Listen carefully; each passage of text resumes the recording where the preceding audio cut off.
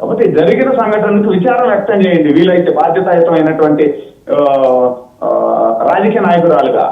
అరుణ గారు సురేంద్ర నాయుడు గారు అన్న దాంతో మీరు ఏకీభవిస్తారా? కుట్ర కోణం ఉంది అని. ఒక్క నిమిషం సురేంద్ర నాయుడు గారు. పిల్లి చేపల గుట్లు తెగవండి. రైట్ ఒక మాట అరుణ గారు మాడతారు. ఏమంటే ఆయన కుట్ర కోణం అనే సందేహం వ్యక్తం చేస్తున్నారు, మీరు ఎలా అనుకుంటున్నారు అరుణ గారు? సార్, ఇన్వెస్టిగేషన్ తర్వాత మాత్రమే తెలియాల్సిన అంశాలు అదంతా సీసీ కెమెరాల సర్వేలెన్స్ లో ఉంటది కాబట్టి ఒకవేళ అట్లాంటిది కనుక జరిగి ఉంటే తప్పనిసరిగా దీని మీద తీవ్రమైనటువంటి చర్యలు అయితే కూడా ప్రభుత్వం తీసుకునిద్ది. నాకు ఇప్పుడే అనిపించింది ఆయన అన్న తర్వాత, ఇలా కూడా జరిగి ఉండొచ్చు కదా అని చెప్పేసి. ఎందుకంటే గతంలో తిరుపతిలో ఓట్లు వేయడానికి కూడా పక్క రాష్ట్రాల నుంచి మనుషులు వచ్చి వేసి వెళ్ళిన సంగతి మనందరికీ తెలుసు. అట్లాంటి సంఘటనలన్నీ కూడా గతంలో అనుభవాలు ఉన్నాయి కాబట్టి మేబీ ఇట్లా కూడా జరిగి ఉండొచ్చు. ఎందుకంటే ఇందాక అన్నారు మీరు, ఎందుకు ఇంకా కేసుల విషయంలో భయపడుతున్నారు, పారిశ్రామికవేత్తలు ఎందుకు భయపడ్డారు, ఇంకా అతని యొక్క ప్రాబల్యం కొనసాగుతుందా ఆంధ్రప్రదేశ్ లో అని చెప్పేసి. దానికి మీకున్న ఒక ఎగ్జాంపుల్ చెప్తాను సార్. ఆయన రిలేటెడ్ గా ఉన్నటువంటి అన్ని కేసుల్లోనూ కూడా సాక్షులు ఒక్కొక్కరుగా అనుమానాస్పద మృతికి గురవుతున్నారు. ఈవెన్ ఆయన కుటుంబ సభ్యులైనప్పటికీ కూడా అంత దారుణమైన మనస్తత్వం ఉన్నటువంటి వ్యక్తులకు సంబంధించినటువంటి కేసులు, డీలింగ్స్, వ్యాపారాలు వీటన్నింటినీ కూడా లావాదేవీలు జరిపేటప్పుడు ఏ వ్యవస్థలైనా భయపడటం సాధారణం. ఎందుకంటే ప్రాణభయాన్ని మించినటువంటి ఇంకొక డ్యూటీ ఏది ఉండదు కాబట్టి. అందుకే ఇప్పటికి కూడా కొన్ని వ్యవస్థలు భయపడుతూ ఉన్నటువంటి మాట నిజం. ఇందులో భాగంగానే ఈ తిరుపతిలో జరిగినటువంటి ఈ సంఘటన కూడా కేవలం సాధారణ భక్తుల తొక్కిసలాటలాగే. డోంట్ యూ ఫీల్ ఒక్క నిమిషం అండి అరుణ గారు, డోంట్ యూ ఫీల్ అషేమ్డ్? ఈ రోజుకి జగన్మోహన్ రెడ్డి జపం చేయాల్సిన పరిస్థితి ఎందుకు? మీరు యు ఆర్ మైటీ 164 MLAs, మీరు తక్కువ లేరు. మీ ప్రావెస్నెస్ మీరు చూపిస్తే జగన్మోహన్ రెడ్డి ఉరికెత్తాలా? మరి ఇవాళ మీరు బేలమాటలు మాట్లాడటం ఏంటి? ఇక్కడ సమస్య అదే సార్ వచ్చింది. ఎందుకంటే ఓన్లీ గవర్నమెంట్ లో గెలిచినటువంటి రాజకీయ నాయకులు ఒక్కళ్ళు మాత్రమే నడిపేది కనుక ప్రభుత్వం అయితే సమస్య లేకపోను, ఉరికెత్తించే వాళ్ళం కన్ఫర్మ్ గా. కానీ ఇక్కడ ప్రభుత్వ వ్యవస్థలతోటి కొలాబరేటివ్ పనిచేయాల్సిన సిచ్యువేషన్ వచ్చింది. ప్రభుత్వ వ్యవస్థలో మా ఇష్టారీతిగా మేము కొన్ని వ్యవస్థలు అసలు కదిలించలేము, తీయలేము, ప్రాపర్ కారణాలు చెప్పండి. వాళ్ళు కింది స్థాయి వాళ్ళని కూడా ఇన్ఫ్లుయెన్స్ చేసేటువంటి స్థాయిలో ఉన్నారు కాబట్టి గత 5 ఏళ్ల పాటు జగన్మోహన్ రెడ్డి గారు ఆ స్థాయిలో ప్రతి వ్యవస్థని కూడా అవినీతిమయం చేసి 8 నెలల తర్వాత ఈ మాటలను హర్షించరండి. 8 నెలల తర్వాత ఈ మాటలను హర్షించలేరు. మొదటి 3 నెలలు హనీమూన్ పీరియడ్ అయిపోయింది సార్. మీకు ఒప్పుకున్నా ఒప్పుకోపోయినా నేను షేమ్ గా ఫీల్ అయినా సరే ఇప్పటికీ కూడా వ్యవస్థల్లో ఇంకా జగన్మోహన్ రెడ్డి గారికి పనిచేస్తున్నటువంటి పెద్ద తలకాయలు ఉన్నాయి. ఏర్పడింది కదా.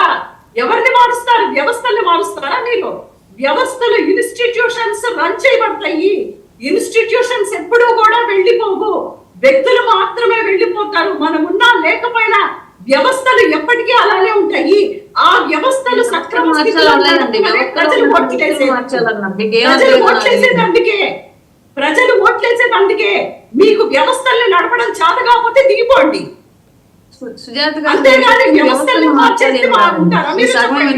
చెప్పింది వ్యవస్థల్లో ఉన్న వ్యక్తులను మార్చాలి. వ్యవస్థల్లో ఉండేది వ్యక్తులే. వ్యవస్థల్లో రోబోలు ఉండవు. వ్యవస్థల్లో ఉండేది వ్యక్తులే ఉంటాయి. వ్యక్తుల చేత నడిపించబడతాయి. వ్యక్తుల కోసమే నడుస్తాయి. అవి మీకోసం, రాజకీయాల కోసం నడపవు. ముఖ్యమంత్రి గారు మాట మీద కూడా నిలబడరు.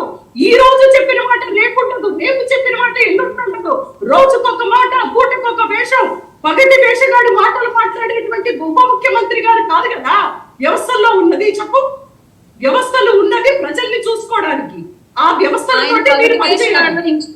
తెలియదు కానివ్వండి, మీరు పెట్టిన గుంటలు కూడుస్తూ వస్తున్నట్టు చాలా మందికి ఉపయోగం జరుగుతుందండి. మీ ముఖ్యమంత్రి గారు 5 ఏళ్ల పాటు ఏమీ లేదు, కొంచెం నార్మల్ గా మాట్లాడుతుంది. పగటి వేషగాళ్ళు అది అంటే మేము లిమిట్స్ దాటాల్సి వస్తుంది. మాకు రిస్ట్రిక్షన్స్ పార్టీకి అవి ఉండవు కాబట్టి మీరు మాట్లాడతాం. మాకున్నాయి, అందుకే జగన్మోహన్ రెడ్డి గారి పరిపాలన ఎందుకు మీకు?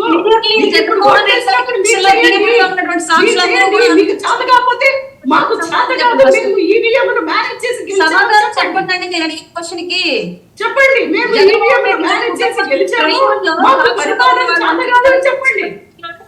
ఆవిడ అడిగిన ప్రశ్నకి సమానం చెప్పండి సుజాత గారు. ఆవిడ అడిగిన ప్రశ్నకు సమానం చెప్పండి ముందర.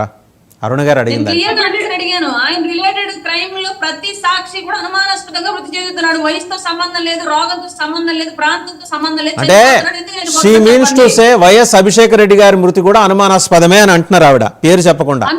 సార్ అది ఒకటి అరుణ్ గారు, రేపు వెళ్ళి ఒక పుస్తకం పట్టుకొని పులివెందుల్లో ఎవరెవరైతే చనిపోతున్నారో ఒక పోస్ట్ మార్టం స్పెషలిస్ట్ పెట్టుకొని ఒక హిస్టరీ, ఒక చార్ట్ షీట్ రెడీ చేసుకొని రండి మీరు. ఎందుకంటే మీరు అక్కడ సాధారణ మరణాలను కూడా మీరు అనుమానాస్పదం అనేటువంటి ఒక పేరు పెడుతున్నారు కదా. ఈ రోజు అత్యంత అనుమానాస్పదంగా మీరు గెలిచారు, ఈవీఎంల మీద మీరు గెలిచారు అత్యంత అనుమానాస్పదంగా. మరి దానికి సమాధానం చెప్పలేదు. అత్యంత ఉత్సాహంగా పనిచేసినటువంటి ఒక డాక్టర్ మీరు చెప్పండి, మీరు ఒక్క సీటు కూడా గెలవలేనటువంటి ఉప ముఖ్యమంత్రి గారు అనుమానాస్పదంగా ఎలా గెలిచారు? చెప్పండి. 2 చోట్ల పోటీ చేసి ఒక్క చోట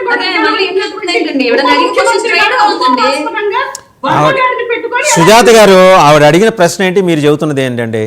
ఆవిడ అడిగిన దానికి నేరుగా చెప్పండి. అనుమానాస్పద మరణాలు, ఈ కేసుల్లో సాక్షులుగా ఉన్న వాళ్ళ అనుమానాస్పద మరణాలు, చాలా మందికి సందేహాలు ఉన్నాయి,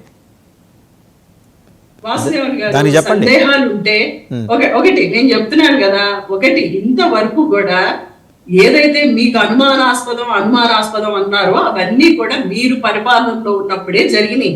అటు వివేకానంద రెడ్డి గారు చనిపోయినప్పుడు కూడా మీరే అధికారంలో ఉన్నారు. మరి ఆ రోజు అనుమానాస్పదం అన్నప్పుడు మరి నిజాన్ని తీసి నిర్భయంగా చెప్పొచ్చు కదా, ఎందుకు చెప్పలేదు? ఇంతవరకు ఎందుకు చెప్పలేదు? మీరు చెప్పండి, మీరు చెప్పాలి కదా. మీరు ఆ రోజు అధికారంలో ఉన్నది మీరే, ఈ రోజు అధికారంలో ఉన్నది మీరే. ఈ రోజు మీరు అధికారంలో ఆంధ్రప్రదేశ్ లో ఉన్నది మీరు. అనుమానం ఉంటే మీరు కదా ప్రభుత్వంలో ఉంది, చేస్తారులేండి. ఎందుకంటే అంత లేదు, గవర్నమెంట్ ఏది